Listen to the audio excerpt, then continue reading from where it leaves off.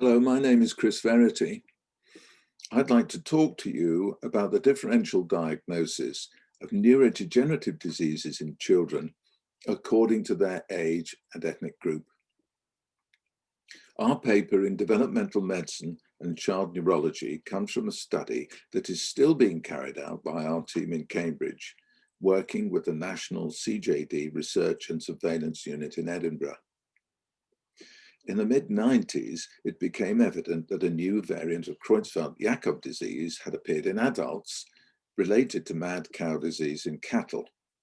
It was therefore important to determine whether or not children were developing this new variant of CJD. Because there are so many different neurodegenerative diseases in children, this is like looking for a needle in a haystack. So rather than looking at all children, we decided to concentrate on a smaller number, those who had evidence of progressive intellectual and neurological deterioration, or PIND. Since 1997, we have asked UK paediatricians to notify children with PIND via the British Paediatric Surveillance Unit. We analysed the data obtained between May 1997 and October 2019. By then, 2008 children had been identified with an underlying diagnosis to explain their deterioration. There were over 220 different diseases in this group, including 6 cases of variant CJD. This illustrates the complexity of making a diagnosis in children with neurological deterioration. The 2 largest ethnic groups in the study were children of white and Pakistani ethnic backgrounds.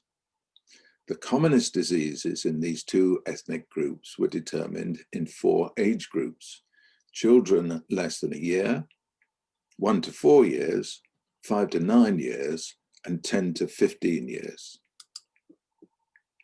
To illustrate our findings, I will show the distribution of diseases found in those children less than a year of age. This slide shows the 11 most common diagnoses in white children aged less than a year. You can see that the biggest group is made up of children with mitochondrial disorders, but within that group there were many different specific mitochondrial diseases. Then there were the children with Krabbe disease, Tay-Sachs disease, and so on. The next slide shows the 11 most common diagnoses in Pakistani children aged less than a year. Again, there is a complex mixture of disorders. There was considerable overlap between the white and Pakistani children. 6 of the commonest diagnoses in the white children were also found in Pakistani children of the same age.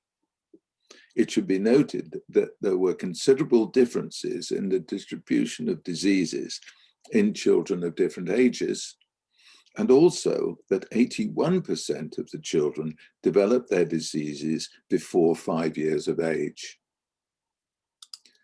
So if you were in the clinic, puzzled by the possible diagnosis in a child who is deteriorating neurologically, go to our paper in Developmental Medicine and Child Neurology, where you will find our unique guide to the commonest diagnoses according to age and ethnic group.